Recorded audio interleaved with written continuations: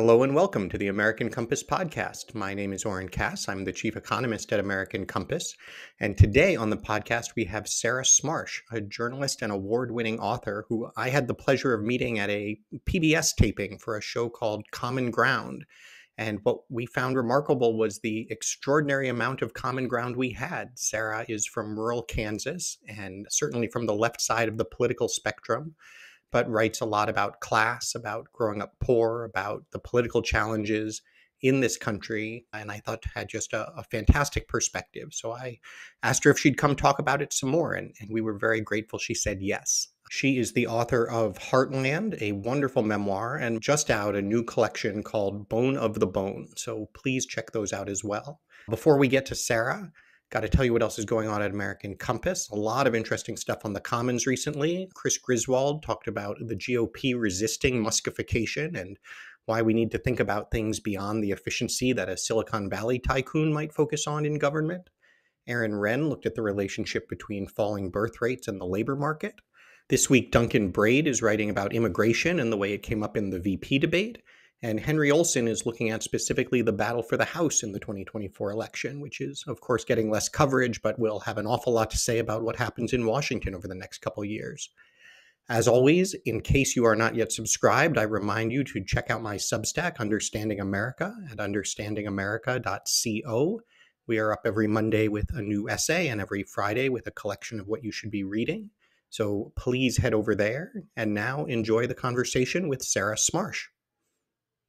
And Sarah Smarsh, author of Bone on the Bone. Thank you so much for joining the American Compass podcast. Thanks for having me on, Oren. We met, I guess, must have been last month at this point for a show that PBS was recording talking about the American dream.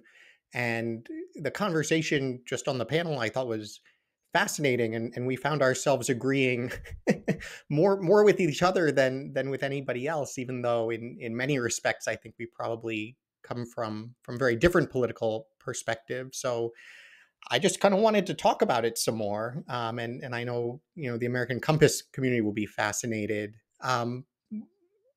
Usually I don't do the just tell us about yourself, but in this case, I think it's probably relevant. Maybe give folks the sort of short background on your bio and how it led you to what you're doing now. Sure, yeah. And first, speaking of bios, I wouldn't have anticipated necessarily that you and I would have agreed as often as we did, and that, of course, is the purpose and the theme of that PBS show, Common Ground, that we taped together. But so my background is that I grew up on a fifth generation Kansas wheat farm and went on to be a first generation college student and really first person from my family that I'm aware of across generations to have the privilege of being paid for my ideas rather than the work of my body. Um, uh, Not that there isn't plenty of dignity to be found in the latter, but I had that choice and by way of my degrees and formal education, and now I'm a journalist. And not only that, but I use my writing and my work specifically to use that background of mine and identity as a springboard to a bigger discussion about socioeconomic class. And I've been on that beat for about 20 years now, before it was fashionable, I guess. And I think it remains the most poorly articulated aspect of the American experience. And so that's what I do. Try to help push that conversation along. Yeah, I think that it's a great point that even now the class discussion is so underdeveloped, but compared to 20 years ago, I mean, there was this mindset that class wasn't a thing in America almost, though it was only a very select set of people who had the opportunity to go around saying that. How do you define class? You both sort of broadly, and what do you see as the kind of key dividing lines for understanding it? Yeah, this is an important question because I think fundamental to um, the class struggles and strife and even difficulty assessing it about ourselves as a nation comes down to language. And it's failings, which are just a reflection of course, our failings to consider it and develop that language. And those are intentional failings, I believe, depending on which group you're evaluating and whose motives. But I don't think it's an accident, I guess is what I'm saying, that we as a country who have um, fancied ourselves a meritocracy for centuries, and indeed that's among our foundational myths, the breaking away from the monarchy, and here you get what you work for, and the notion of class harkens back to the very sorts of injustices that the founders of this nation state were rejecting.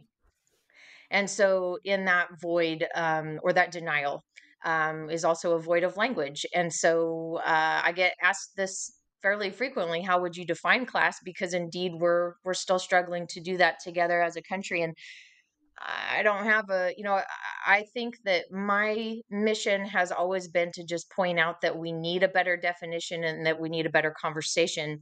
I haven't done as good of a job of, offering solutions and alternatives and definitions, but I would say I know what class isn't, and it isn't just money. I think that in our kind of clunky and nascent and really unsophisticated, again, sort of, national discourse around the concept, it's there's this simplistic notion that it has to do either with income or even, I would say, to broaden out just a little bit, um, to education level.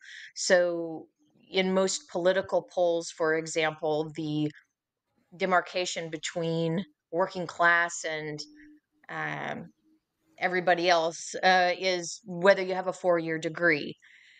Meanwhile, you could have own a plumbing company and be pulling down a couple hundred grand a year somewhere in a low cost um, state or environment, and have greater financial assets, perhaps, and maybe even some accumulation of capital, than someone with a 4-year degree from a poverty background who, you know, had the misfortune of majoring in history or whatever. Right. God bless the Well, history yeah, no, majors. it's, I mean, it's funny that you said that because this was exactly what I was going to say. We do a lot of polling at American Compass and break our results out by class. As far as I know, there wasn't a whole lot of that happening when we started doing it. And when you're doing a public opinion survey, you only have so much information, right? And so even figuring out how do we want to draw the lines, we said, well, at least let's do a combination of income and education, to your point, because if you could have very low income, but if you have a graduate degree, that's not at all the same as someone with very low income who didn't finish high school, obviously, and you could have a very high income with an advanced degree, and that in many ways you're probably differently situated than the entrepreneur who may have a very high income, but in a lot of cases went into the trades and so forth. But it is surely inadequate, and so I guess maybe the interesting question then is not so much why is it inadequate, but what are the sort of what are the indicators that stick out in your mind that if we could ask whatever questions we wanted and bucket everybody accordingly, in a kind of like marketing companies do when they're segmenting consumers, what are the things you'd want to know? Like one thing that just really struck me in Bone on the Bone was your focus on teeth, which I thought was such a great example of the sort of thing that is both internal to people's own experience, um, salient in a way that income and education level might not be, and then also outwardly as a marker, obviously plays a really important role, more so than maybe we'd want it to. Um, sure, you feel free to pick up on that one, or things like that you sort of think, particularly people who are in the professional sphere already, probably don't think about at all, but turn out to mean an awful lot for how people experience life in the country.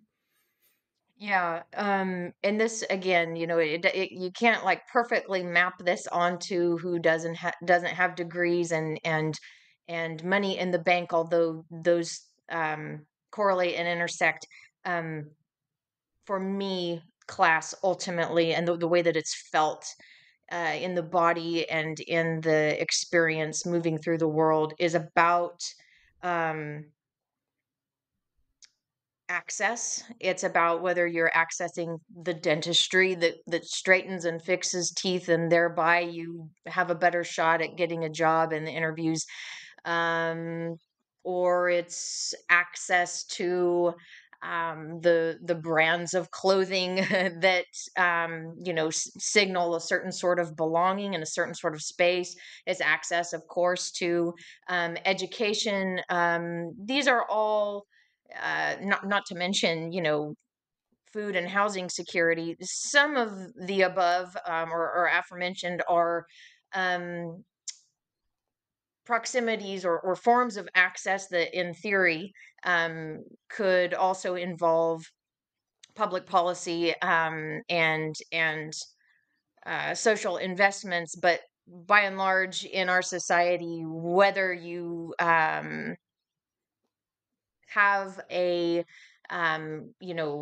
well tended and you know m- um, medically treated and fixed up and um, well heeled machine of the body to enter a room and belong with folks who would consider themselves middle class and up the ladder, has to do with the household you were or were not born into.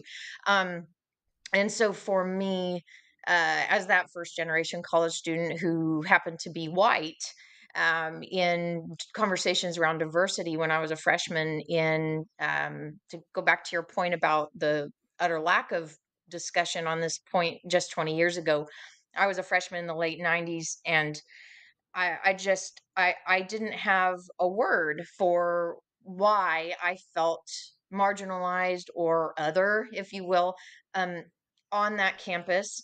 Because diversity conversations, rightly, we're discussing race and gender and sexual orientation and ethnicity and religion, but always or almost always left out of that conversation was this matter of class. That for me, yes, it was about money. It was also about place. It was also about language. I tell people sometimes, and this sounds facetious, but it's also very real. I speak two forms of English. I call it country and fancy. But of course, what I mean by that is the dialect that is my native tongue. And if I'm drinking Bud Light with my family, that's how I will speak, and it's a very different vocabulary and vernacular in my more professional spaces.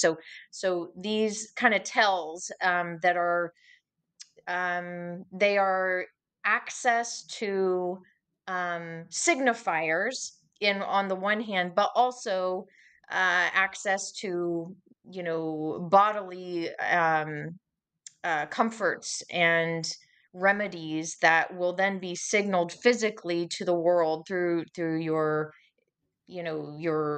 clothes, the bruises on your fingernails. Let's say that every man in my family, my husband included, who's a construction worker, their hands look different than the hands of the men who I work with. Not to say that women don't work in the trades, also certainly they do, but in my family, women tend to work like retail and other sorts of service industry, healthcare industry, and all of these things take a toll on the body. There's a physical signal to the world that you belong to a different group, a different subset of people that we then, and we haven't really gotten to this point yet, of course, whether consciously or not, have deemed to be of lesser value. At least that's what we signal by way of the value of the labor in terms of the number that's on the paycheck. But there are a million ways that we signal that lesser value in cultural judgments as well. Yeah, the hierarchy is, I think, a fascinating element of this because, I'll just use the terms working middle and upper class for lack of better terms at this point. Um, but there's a way in which the sort of narrative told, even by those who think they are being most sort of accepting and inclusive and so forth, is that we have this hierarchy, and you have people essentially stuck, and maybe you even have kind of a lower class below the working class. And the goal is to move up from one to the next. And of course, everybody aspires ultimately to be in the upper class. And I think on some respects, it's important not to write that off. There are, of course, many wonderful things, to your points about access, comfort, resources associated with being in the upper class that most people do find desirable. There are also lots of like really silly or lousy things in the upper class that the rest of the world is kind of pointing and laughing at to an extent. And so I guess I always wonder how to balance those things. To what extent do you feel like opportunity and ultimately what people across these classes want is the ability to move up versus is that description of up even not quite correct? And the real question is, how do we give sort of equal status and satisfaction and support people in what are just in many ways different lifestyles? Hmm. I think that's exactly right. That, the metaphor to which you're alluding with the upward direction would be the ladder, class ladder. And I do think that metaphor fails to address, as you say, the ways in which the top ain't all that great sometimes, and also sometimes the middle or the so-called bottom has some beautiful freedoms and attributes to it that I could attest to if you want to get into that. But um I think for me, this raises the question about the way, if we're thinking about these as inequities or inequalities, and I do, if we're putting it on, we're using the frame of access, or as you say, comforts, securities.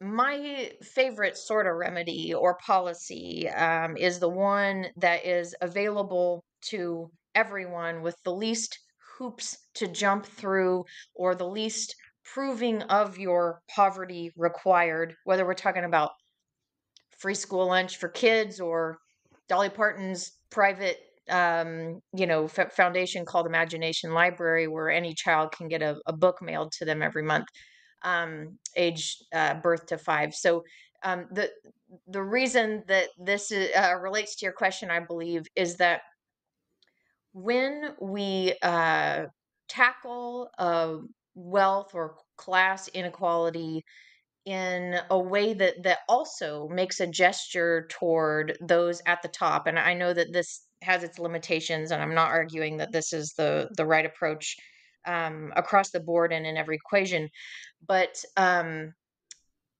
there is um,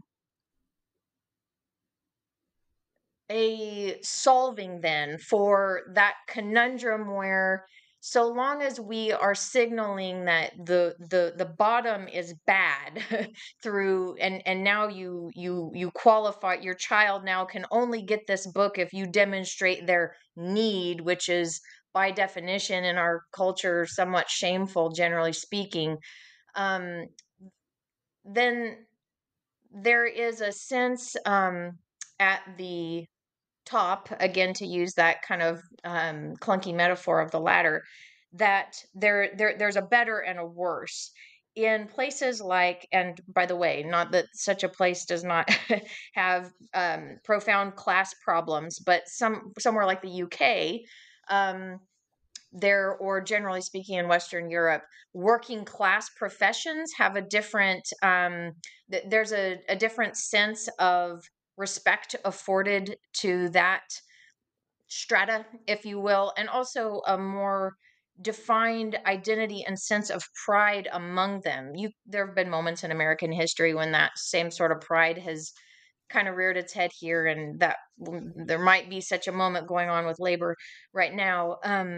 But I guess what I'm getting at is like there might be somebody from who comes from great generational wealth who would like to work with his hands as his vocation because that's where he feels called, and he's not really that into books.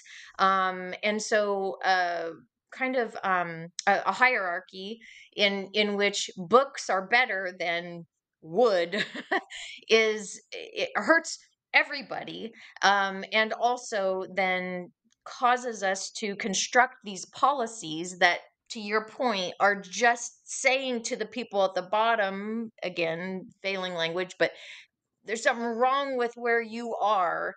And not only do you have these problems of food and housing security and needing to go to the dentist, but also just the nature of the culture of the place and where you are is by definition undesirable, and the way out is through this degree and these books to this more civilized way of being.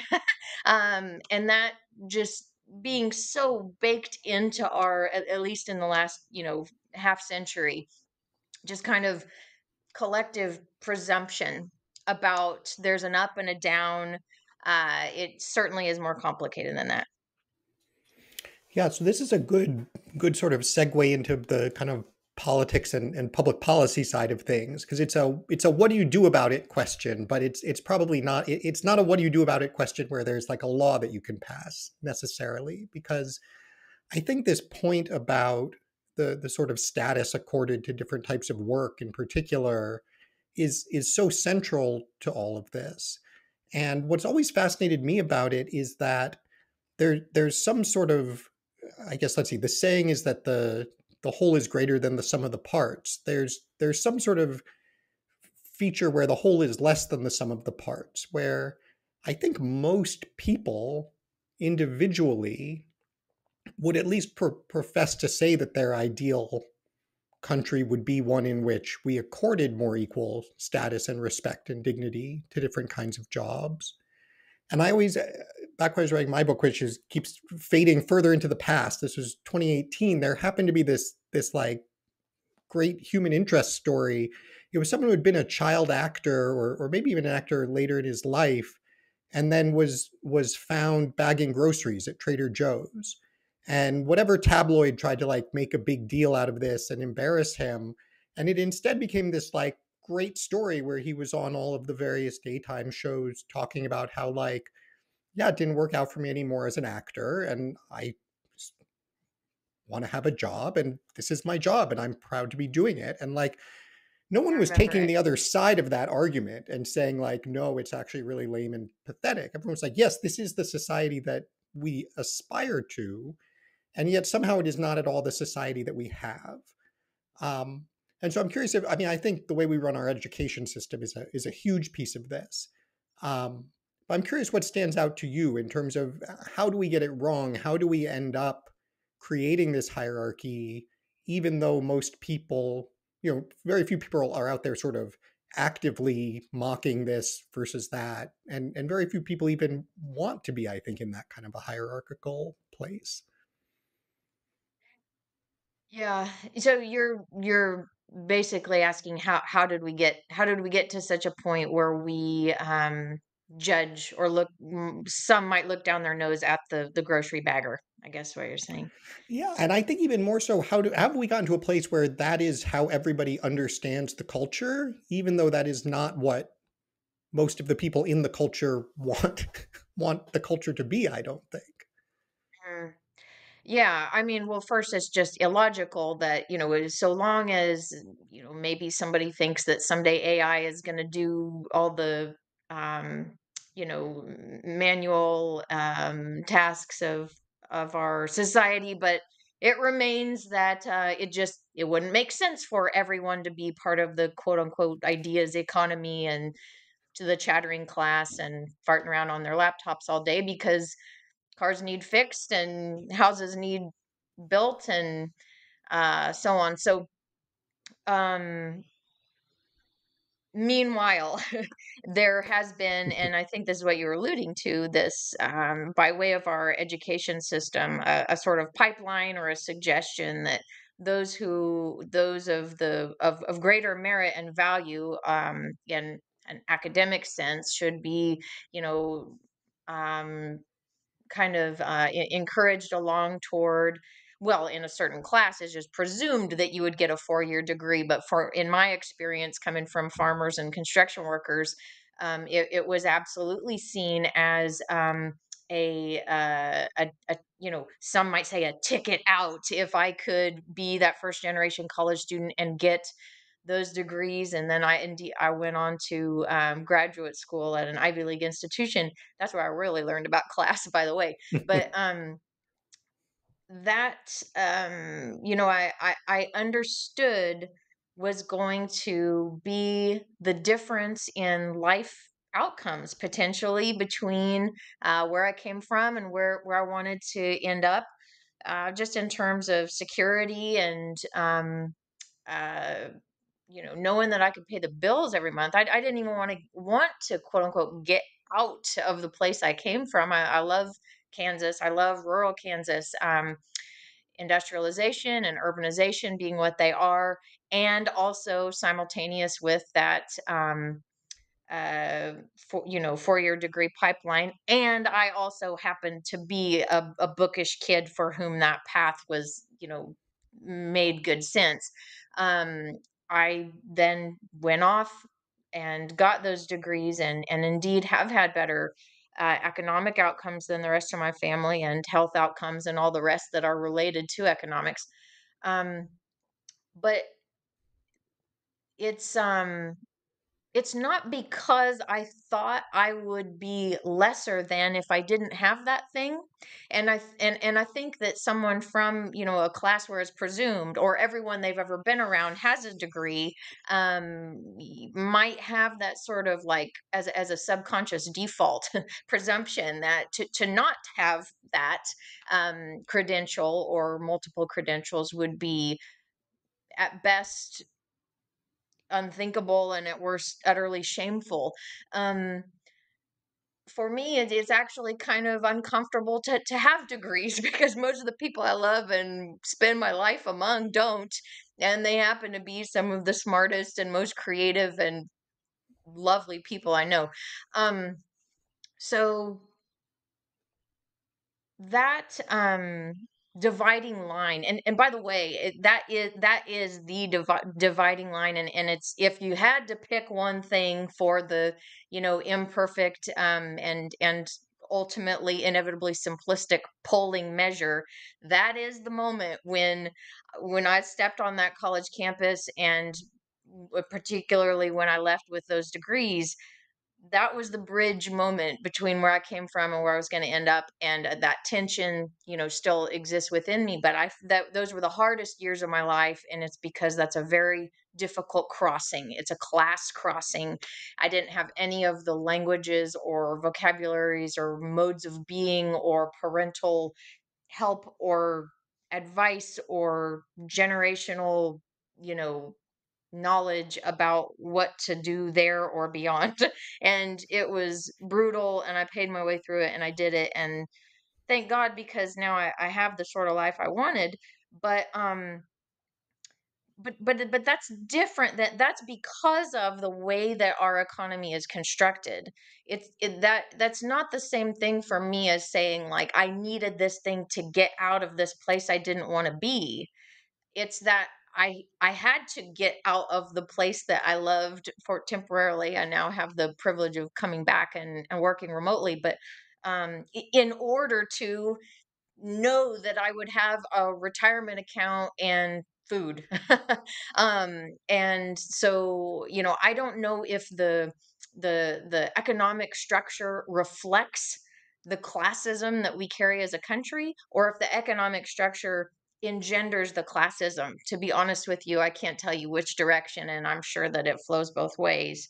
But it is I do think that the most insidious thing about it, to go back to our earliest earlier point in our conversation, is that meanwhile we're pretending it doesn't exist.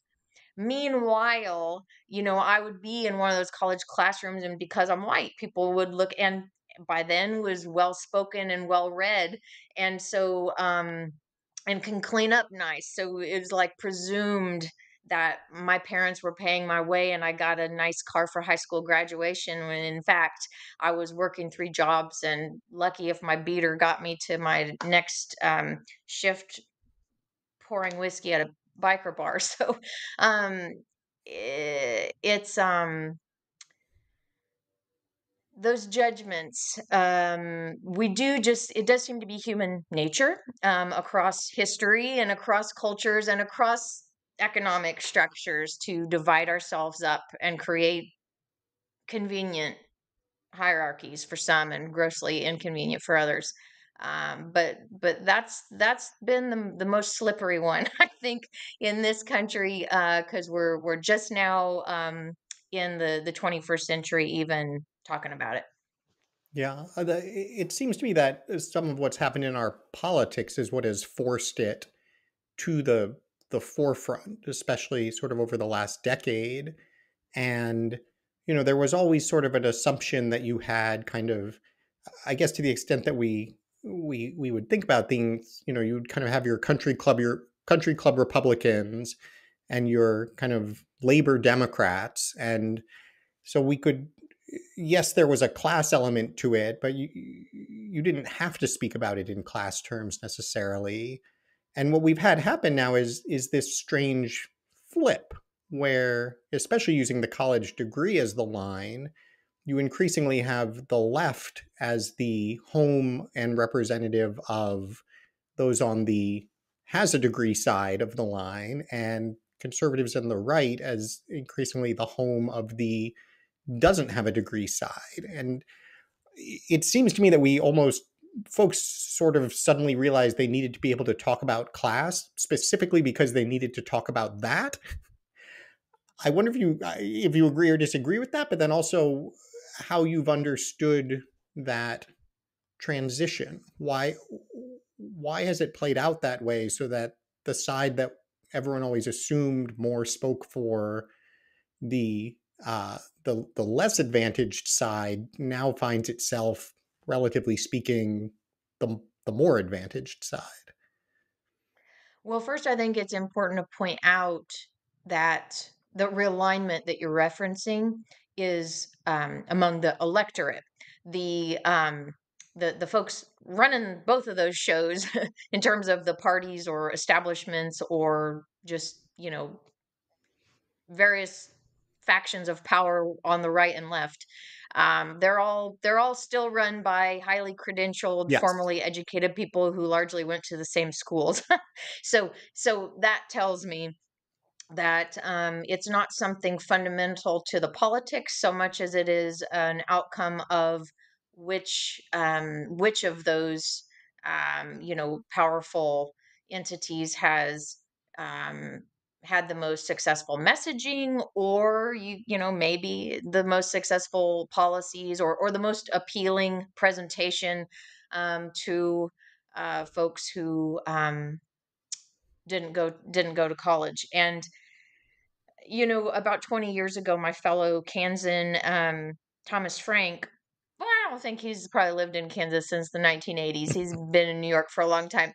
But he, of course, wrote the seminal political text, "What's the Matter with Kansas?" And I think he was the first to kind of posit this idea that never quite sat well with me about people voting against their best interests, quote unquote. And the explanation offered was the artful and maybe manipulative leveraging of hot button social issues to pull votes to the right, even at the expense of what, to Thomas Frank's liberal analysis, would have been a better economic vote for the Democratic Party. Yeah. Well, um hang on. Let me just jump in right there, because I had right here on my notes. Remember to ask about what's the matter with Kansas. So thank you for bringing yeah, it up. Many of yeah. our listeners are quite young. We have to pause to explain to them things like what's the matter, what's the matter Yeah. with Kansas was.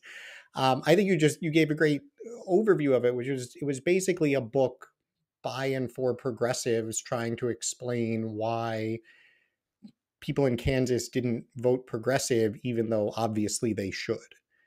Right. Um, and so, I think you started to sort of describe why you might disagree with that, but would say a little bit more about that, but then also go into like, as someone who's more to the left yourself, what is your explanation? If you were writing this, what explains what I think you would have to say is a lot of the people around you not supporting the the political ideas and that they should in a sense. Yeah. And this comes back to your I've been long-winded, and your original question I think was also sort of that, like how do we account for this kind of realignment, and what's going on with the shift to the right among the working class. And years prior we might have honed in on the white working class specifically, but in more recent times, as we know, that shift is happening across racial lines among that class.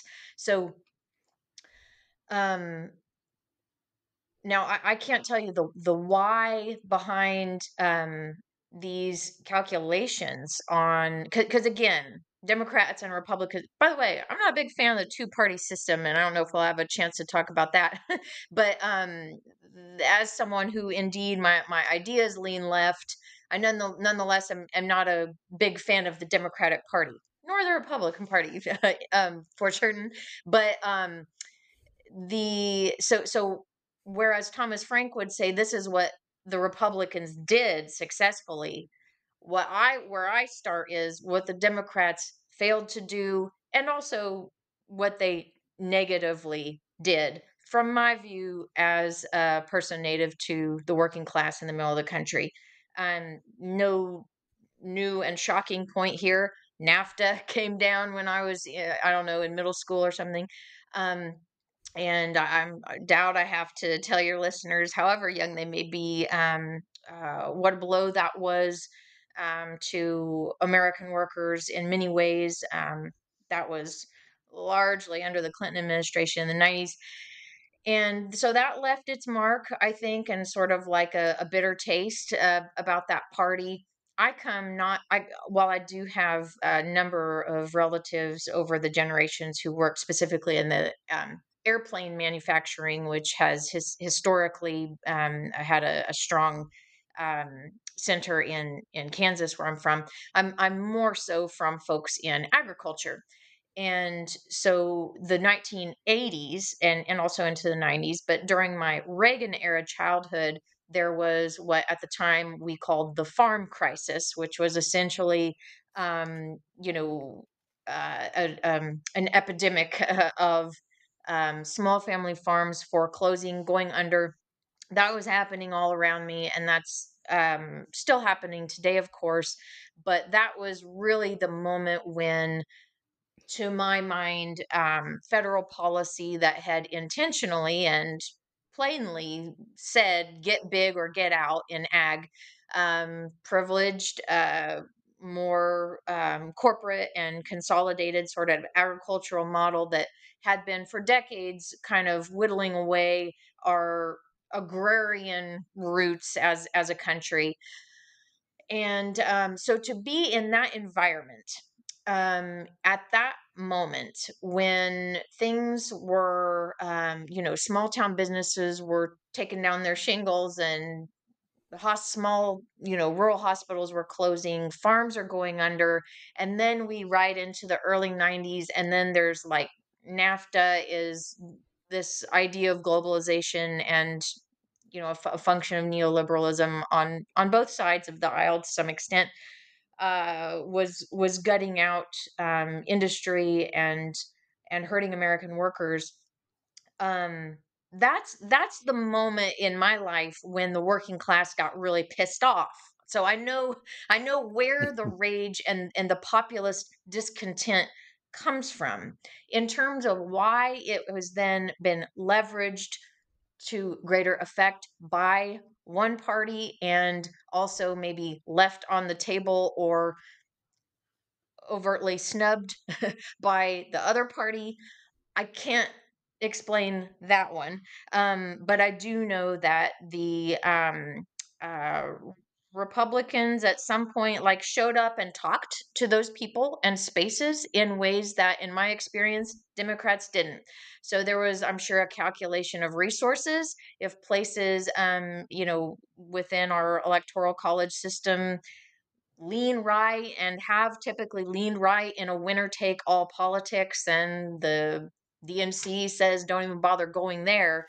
Well, if you do that for decades, concurrent with the moment that the working class is really pissed off, the folks that are at least showing up and looking at you, whether what they're saying is true or good for you, is maybe secondary to the fact that they're validating your existence. Yeah. The well, let's wrap up on the two-party system point then. Um, I take it you're not a fan. Not uh, a fan. to how much of that is just you wish one of the parties were different and representing people differently versus you think just the whole structure is wrong and we need to change it? Well, I guess, and I didn't perfectly answer your last question where you were saying, like, I guess I kind of said this is how I would explain it. But as far as, my community and the people I know, there's actually more of them than you might think, vote for Democrats or don't vote at all or hold ultimately progressive views, maybe mixed in with some conservative ideas in certain columns.